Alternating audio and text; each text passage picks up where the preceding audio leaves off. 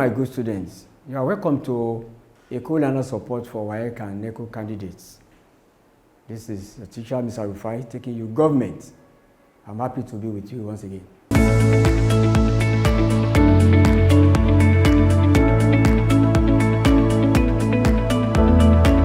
Eko Learners Support, a support program of the Lagos State Ministry of Basic and Secondary Education for WAEC and NECO candidates. Today we are going to look at this subject, topic, state, nation, and society. That is the subject topic we are taking. On this, what will be supposed to be at the end of the lesson, our learning objectives. Students will be able to define state, state the features of state, give meaning of nation, identify the characteristics of nation, define society and list types, and finally, to mention the features of a society. Let's begin by looking at state. A state, by way of definition, is a politically organized body of people occupying a definite geographical territory with an organized government entirely free from external controls. Oftentimes, students confuse or misconstrue the word state with country.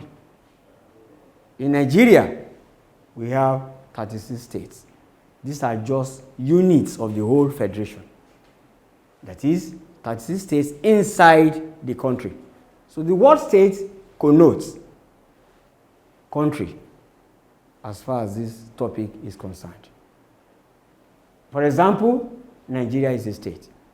Togo is a state. United States of America is a state. Britain is a state. Cameroon is a state, and so on and so forth. Therefore, before we can say or conclude that a state exists, what are those things that must be in place? These are the features that we want to look at. Number one, permanence. A state remains permanent. Government goes, government comes during periodic elections. For example, in Nigeria, 4 years of period.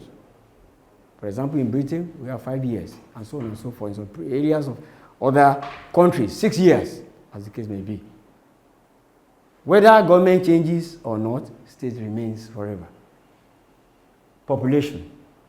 There must be a given number of people within that place, within the territory, called a state. Territory.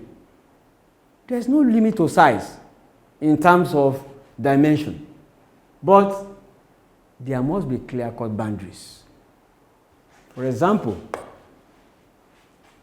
within this location, around Nigeria, outside, we have some countries.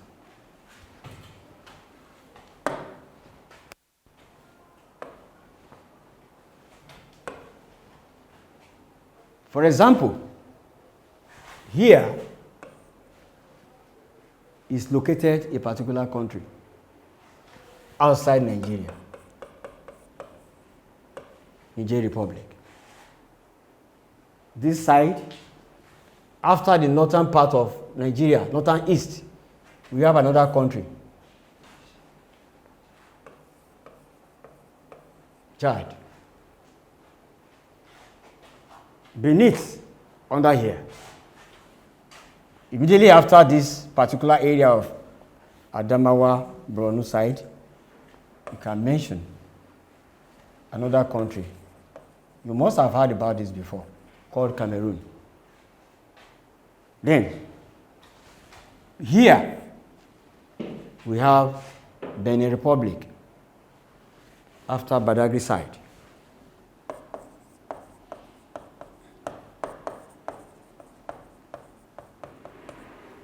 All these tell us that there are boundaries that exist outside a country. So Nigeria as a state does not extend outside its own boundaries. Therefore, territory, like we said, form boundary of each state. The next one is government.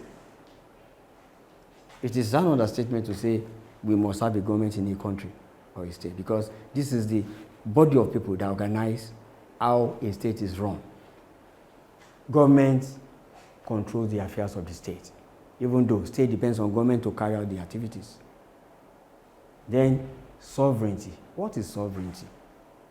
This is the power of the leader to enable it perform function that is free from external control. Nigeria, for example, who is the sovereign leader? President Bola Ahmed Tinubu. No other control will come from external body or external areas after the boundary of Nigeria to come and run the affairs.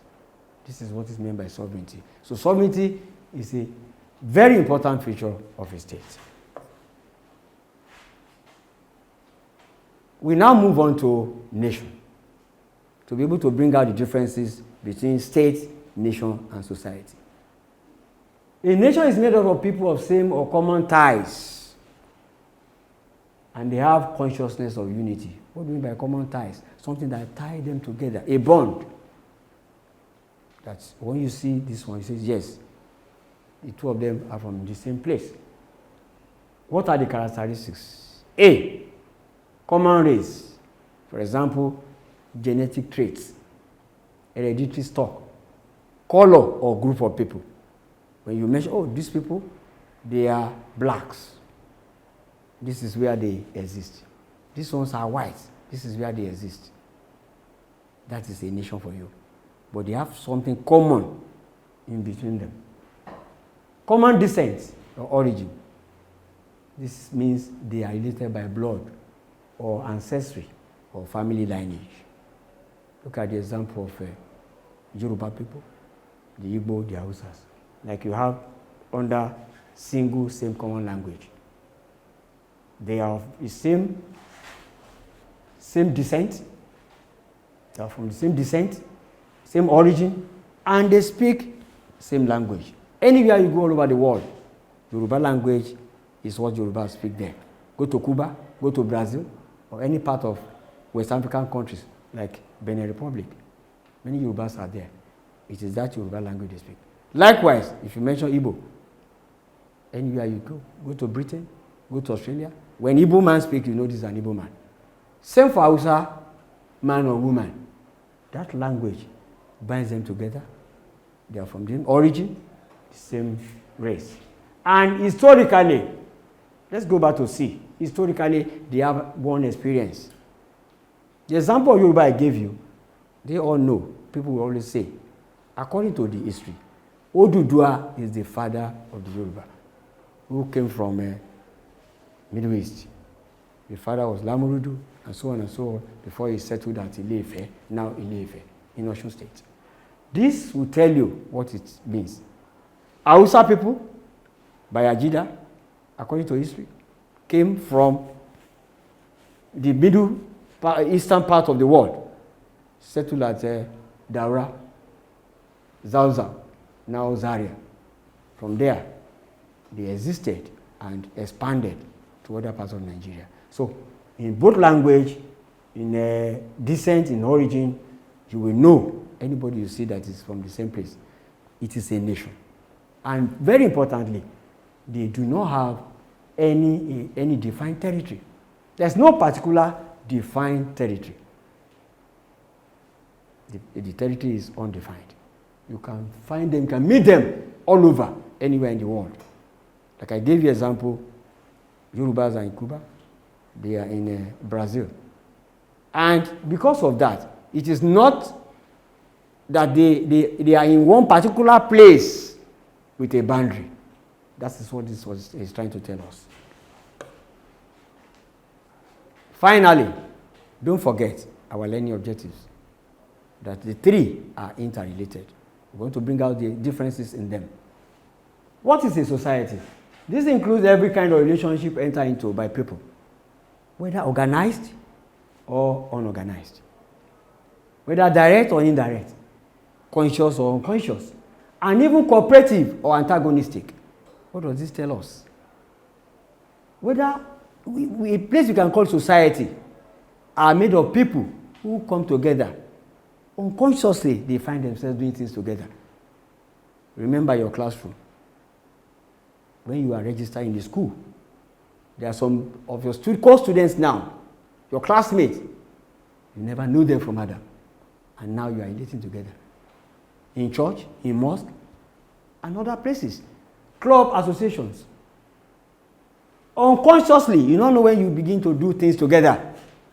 And you must either cooperate or antagonize. In fact, antagonism, which means a way of saying, I dislike or I don't have interest in this, you go against, is part of the system. By the time you do that, you still later come back to meet and agree. It makes society to grow, whether we like it or not. And that is the way the nature has made it. Types of society, however, we can look at 3 of them. These are the 3 major ones. Before this modern society we are now, we had hunting, gathering, pastoral, which was nomadic in nature. People go from one place to another, to go and fetch, to go and gather things they need for their self-consumption. Horticultural, agricultural. At later in life, other things came up. People started to settle down in places, in villages. They created their own place of abode. They started planting things and growing them. No more for only self-consumption. They even started selling and doing exchange with people. Then we have industrial and post-industrial. In terms of modern day system, in those days when industrial revolution started to spring up in Europe and even other parts of Africa, industries came up, people started to develop their technical know-how and skills. Industries began to spring up. But things have changed now. Today we have post-industrial. This one, in fact, it has gone to the stage where robots are being used for mechanized farming. It has gone to the stage where industries are producing machines, ships, aeroplanes, not only planting of things for use.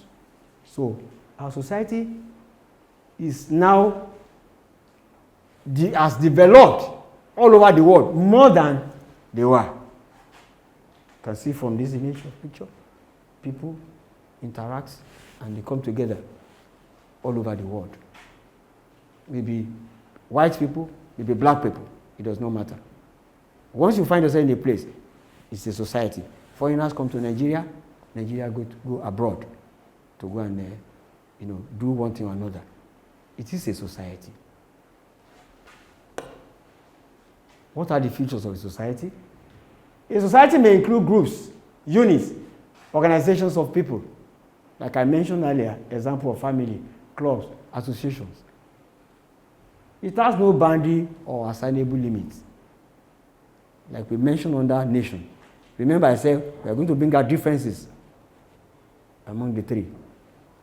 State, nation, society. It is part of it. In a society, there is no boundary or limit to a territory. It has social relationship with the state and the government, yes. Like I said, under state and nation, they are all interrelated. They do things in common. Without a state, there won't be government. Without government, there won't be state.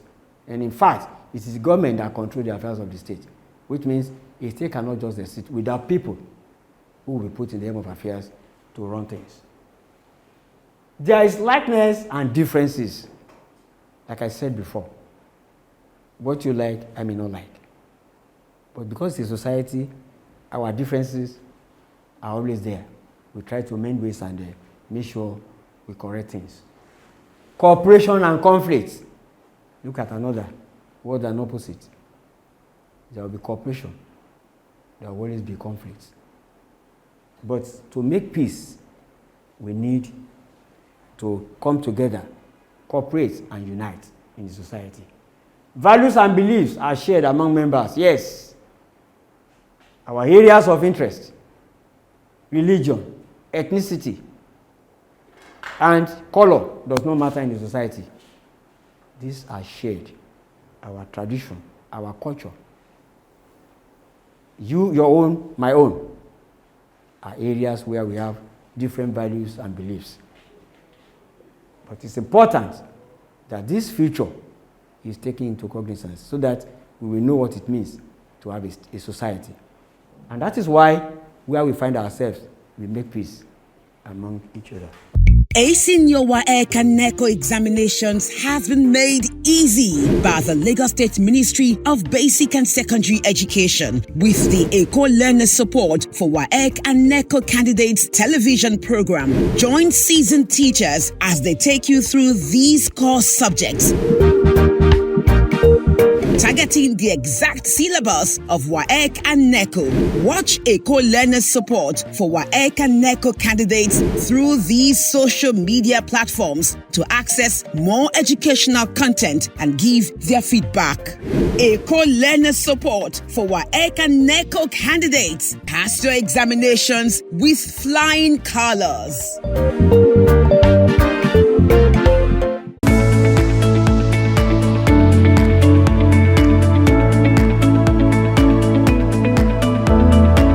Eko Learners Support, a support program of the Lagos State Ministry of Basic and Secondary Education for WAEC and NECO candidates. Thank you very much, my good students. I want you to put this in practice, the questions on the screen. 1, describe a state. That is A. The other part of number 1, mention 3 features of a state. And number 2, you have to list 3 characteristics of a nation. From what we have discussed, the answers to these are not far-fetched. Let's look at this one in terms of solutions to the questions. Describe a state. Cast your mind back to what you have been taught or what we have explained. A state may be defined as a politically organized body of people occupying a definite geographical territory with an organized government entirely free from external controls. Don't forget, if you have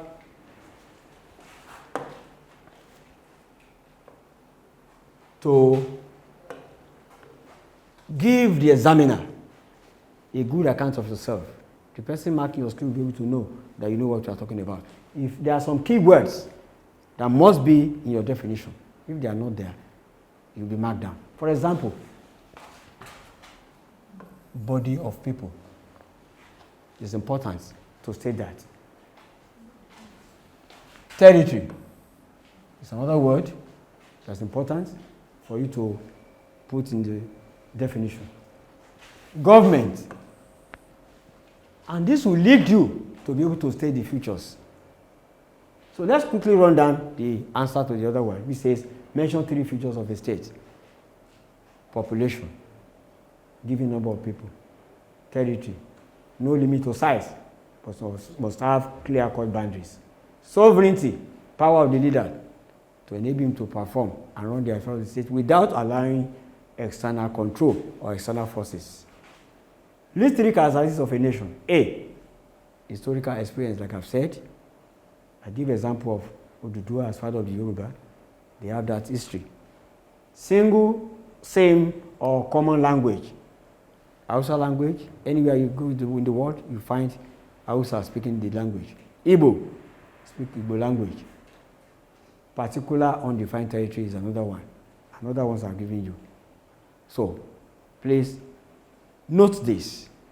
And if you are answering the questions, go straight to the point. By the time you do that, the examiner will know that you know what you are talking about. I want to thank you for listening today, for being part of the show. By the time we meet next lesson, by God's grace, we talk more on other topics. If you have any question, comment or remark, please feel free to send it to the any of our social platforms displayed on the screen.